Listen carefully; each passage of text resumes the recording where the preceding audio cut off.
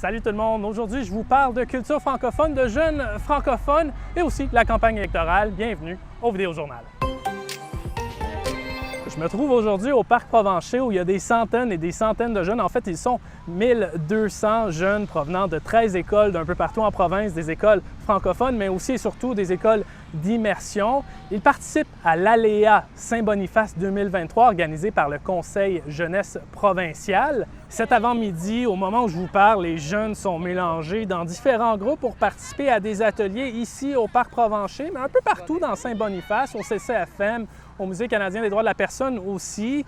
Cet après-midi, il y a plein d'autres activités et de spectacles, incluant notamment le Petit Béliveau qui est en ville.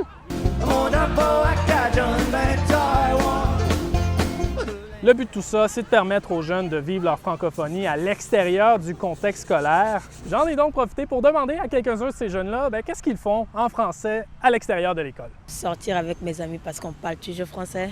Quand je visite avec ma famille, j'ai des fois fait en français, mais pas toujours, non. Il y a des élèves qui se viennent de Québec et France, des fois, et j'ai besoin de parler français avec lui. J'aime aller au Festival du Voyageur.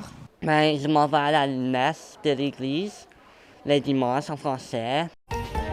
Bon, pendant ce temps-là, la campagne provinciale se poursuit. Il reste 6 jours avant les élections. Hier, les progressistes conservateurs ont annoncé en fin d'après-midi qu'ils investiraient 5 millions de dollars pour les premiers répondants qui souffrent du trouble de stress post-traumatique. Du côté des néo-démocrates et des libéraux, c'était un peu la journée de la francophonie. Hier, Wab Kinew a tenu un point de presse pour réitérer ce qu'il promet dans la communauté francophone. Il veut notamment rétablir le poste de sous-ministre adjoint au Bureau de l'éducation française, financer les rénovations au CCFM, deux choses que promet aussi Dougal Lamonte et les libéraux qui hier ont publié la version française de leur plateforme libérale complète. C'est le seul parti à l'avoir faite. D'ailleurs, si vous voulez plus d'informations sur ce que disent les partis sur la francophonie, mes collègues ont fait des entrevues avec les 4 chefs des partis. On a commencé à publier ça lundi, un candidat par jour. Demain, ce sera Heather Stephenson qui nous parle de francophonie. Tout ça est disponible sur l'appli Info de Radio-Canada. C'est aussi là que vous trouvez toutes vos nouvelles régionales. À demain!